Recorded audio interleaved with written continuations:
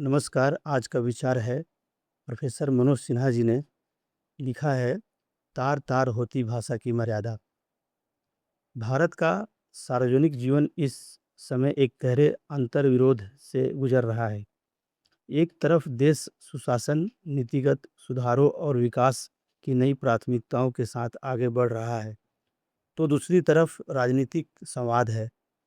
आक्रामक और असंसदीय होने की प्रवृत्ति तेजी से बढ़ रही है।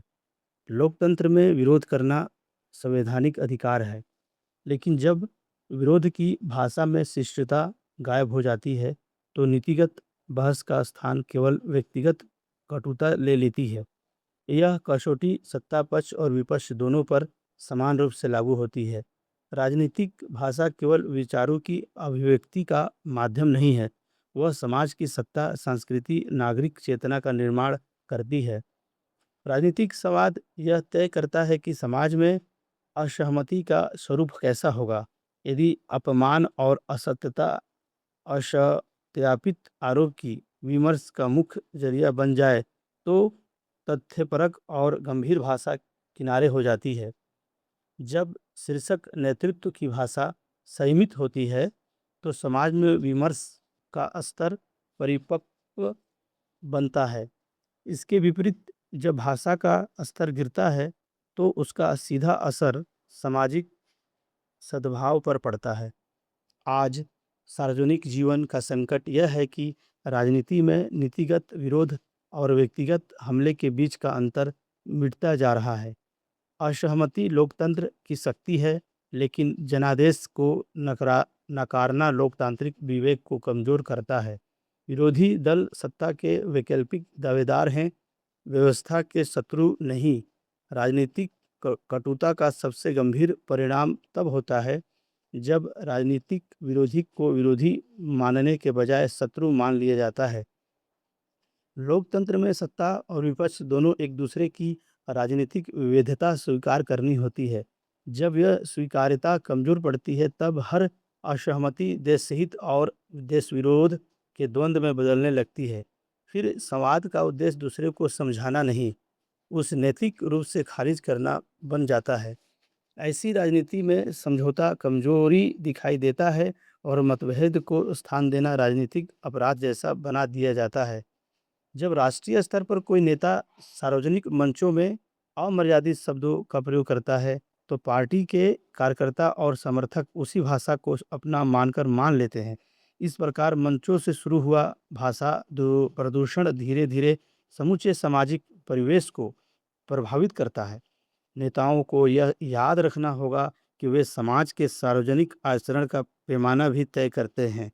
सरकार की नीतियों पर कठोर प्रश्न लोकतंत्र की आवश्यकता है, लेकिन प्रश्न को बिना साक्ष्य आरोप बना देना उचित नहीं।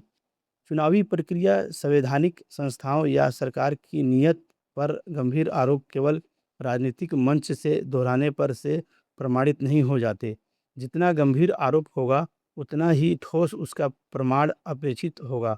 जब हर सरकारी निर्णय को विफलता, हर विवाद को संकट और हर राजनीतिक असहमति को षड्यंत्र बनाया जाने लगे, तो जनता धीरे धीरे उन शब्दों के प्रति उदासीन हो जाती है। तब वास्तविक समस्या भी उसी शोर में दब जाती है। ऐसा विरोध अधिक प्रभावी होता है जो अपनी गंभीरता बचाए रखे। लोकतंत्र में प्रभावशाली विपक्ष वह नहीं तो सबसे ऊंची आवाज में बोले, बल्कि वह है जिसकी बात सुनकर सत्ता को जवाब देना पड़े और जनता को विचार करना पड़े। अतिरिक्त राजनीतिक भाषा को आक्रामक बना सकता है, प्रभावी नहीं। हमारे सार्वजनिक जीवन में मतभेद के बावजूद संवाद की एक लंबी परंपरा रही है। संसद केवल संख्या बल का मंच नहीं है, वह उस राजनीतिक संस्कार की भी परीक्षा है जिसमें विरोधी मत को सुनने की क्षमता हो। संसद में भाषा की मर्यादा का महत्व इसीलिए भी अधिक है कि वह बोले गए शब्द असंसदीय अभिलेख का हिस्सा बनते हैं। बहस का उद्देश्य प्रतिद्वंदी को अपमानित करना नहीं, अपने तर्क को मजबूत करना है। आज राजनीतिक भाषण का एक बड़ा हिस्सा डिजिटल मीडिया की त्वरित प्रतिक्रिया और दृश्यता को ध्यान में रखकर तैयार किया जाता है। उत्तेजक वाक और अमर्यादित बयान अक्सर तेजी से फैलते हैं, जबकि तथ्य और संदर्भ पीछे छूट जाते हैं। वायरल होना और विश्वसनीय होना दो बिल्कुल अलग बातें हैं। उत्तेजना फैलाकर कुछ समय के लिए ध्यान तो खींचा जा सकता है, लेकिन उसमें राजनीतिक खास और अजनाधार नहीं बनता। सरकार की नीतियों की तीखी आलोचना लोकतंत्र को जीवंत बनाती है, लेकिन नीतिगत आलोचना और संस्थाओं पर साहस सवाल खड़े करने में बड़ा अंतर है। यदि हर निर्णय के बाद न्यायपालिका या संवैधानिक नियमों को कार्यप्रणाली पर बिना किसी ठोस साक्ष्य के सवाल उठाए जाएंगे, तो उसे आम नागरिक का संवैधानिक व्यवस्था पर से भरोसा डगमगाने लगेगा। संस्थाओं की साख को चोट पहुंचाना लोकतंत्र की नींव को कमजोर करता है। जब राजनीतिक ऊर्जा लगातार आरोप प्रत्यारोप में खर्च होने लगे, तो नीति पर गंभीर बहस पीछे छूट जाते हैं। संसद में सरकार से जवाब मांगना जरूरी है, किंतु हर प्रश्न का उद्देश्य नीति को बेहतर बनाना होना चाहिए। सरकार का भी दायित्व केवल आलोचना का उत्तर देना नहीं, अपने निर्णयों को तथ्य एवं परिणामों के आधार पर सामने रखना है। यदि राजनीति का केंद्र शासन और नीति के बजाय लगातार आरोप बन जाए, तो नुकसान पूरे लोकतांत्रिक ढांचे का होता है। लोकतांत्रिक मर्यादा की रक्षा केवल नेताओं के भरोसे नहीं छोड़ी जा सकती। नागरिक किस प्रकार की राजनीतिक भाषा को महत्व देता है, इससे भी सार्वजनिक जीवन की दिशा तय होती है। जनता का विवेक ही असभ्य भाषा पर सबसे बड़ा लोकतांत्रिक अंकुश है। राजनीतिक दलों को यह समझना होगा कि चुनाव आते जाते हैं, सरकारें बदलती हैं, लेकिन राजनीतिक संस्कार लंबे समय तक रहते हैं। भारत को मर्यादा युक्त विरोध चाहिए। आक्रामकता आक्रामकता लोकतांत्रिक राजनीति की ऊर्जा हो सकती है, लेकिन अभ्रदता उसकी शक्ति नहीं बन सकती।